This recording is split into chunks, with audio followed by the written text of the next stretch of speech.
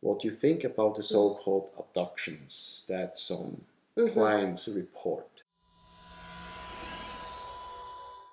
This is Hyperspace Connection with Heidi and Andreas.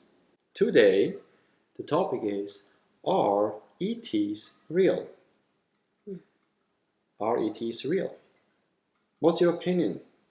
Your own one. My opinion on ETs is I believe they definitely are real, and that is what I believe. Have I seen one? No, I have not. Are you really sure?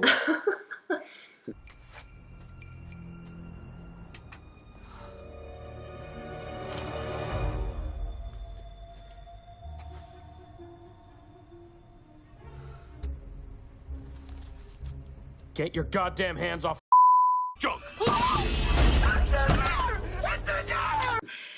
Maybe throughout hypnosis, yes. Because you are in a state of unconsciousness, so you are all over. Has one ever came forward to me? As far as I know, no.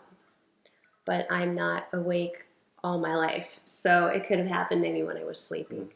So are ETs real? I think many of you will say no, many will say yes. We have to maybe distinguish between believing and knowing. Believing is you haven't experienced anything yourself. Knowing is you have experienced something yourself. Of course, even an experience that you can have yourself is sometimes questionable, unfortunately, but that's how our psychology works.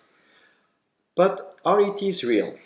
In regard to our work, when we have clients coming for either past life, spirit releasement, or other topics and subjects, we have clients that are in trance and are coming forward with ETs. If you're gonna call them ETs, they're interdimensionals. They're all kinds of different life forms, if you want to call that way. So they come forward.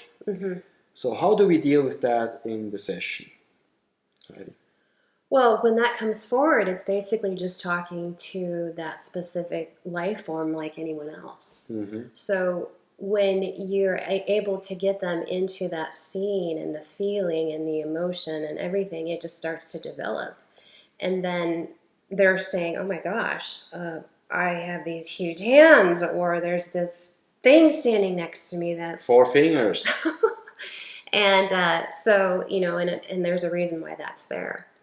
So, that's an example of maybe what might happen in a session, as far as, and even in some of these sessions, and through Dolores Cannon's work as well, if those of you who don't know who Dolores Cannon was, she dealt with a lot of these hypnosis clients that have been with ETs or abductions or been in contact with them. It's interesting listening to that as well. Or reading her books. Yes. So explain what you just wanted to say about before you went to Dolores. About when the clients are in hypnosis. Okay.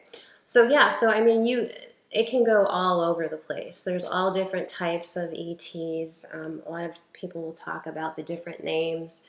It really doesn't matter what the name is. We always have to associate it with a name as human beings. Pleiades or the Greys or whatever. Yeah. So, and I also believe that there are ones that are on this planet that probably look like us. So if you've ever been in contact with someone and have this feeling of, they don't feel like they're from here, or, it's almost as though you have to kind of be aware of that thought sometimes. You just never know. An interesting part when we have sessions and clients are coming up with that, is the communication.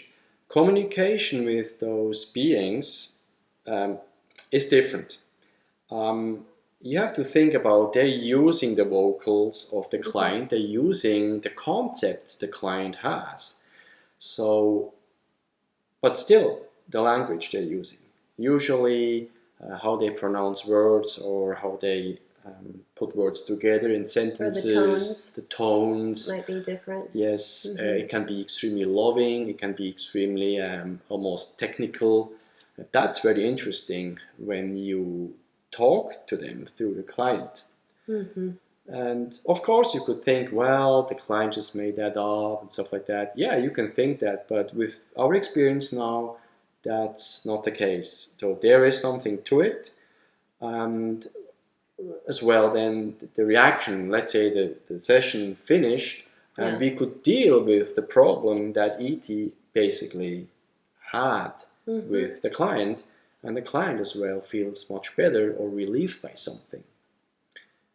I would like you to ask about what you think about the so-called abductions that some clients report. What's your thought there? I most definitely believe that this does happen. And they've made movies about it. So look at the movies too, not just about abductions with aliens. They've made many different movies on extraterrestrials. But as far as abduction goes, I do believe that does happen. And lots of people through going under hypnosis are able to explain their story of actually what happened. And it actually heals them because some of them still have some PTSD from the experience. The trauma there, huh? That's something else. An interesting part is there are people that see the abductions as completely negative, and there are people that see the abduction just as positive. Why that is, I think that's because we are living in a duality and a polarity here in this planet. I think it's both.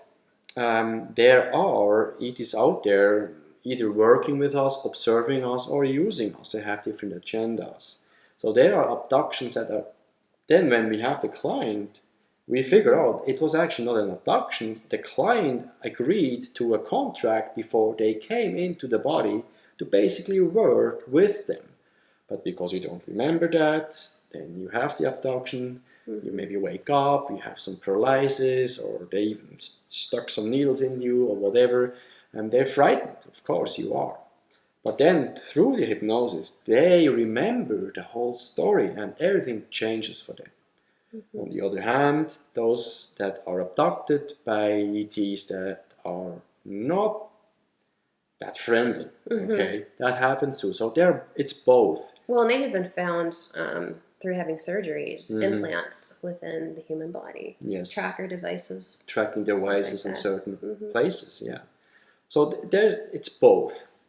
But in regard to our work, yes, we encounter ETs, and it's actually very interesting, and for me and for Heidi as well, very uplifting to work with them.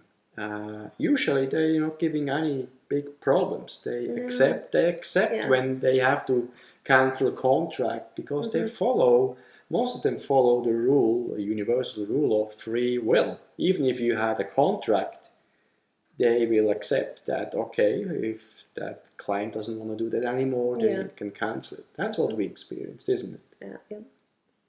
You just said it like it is. Okay, good. That's it for today. We wish you well. Thanks for listening to our video.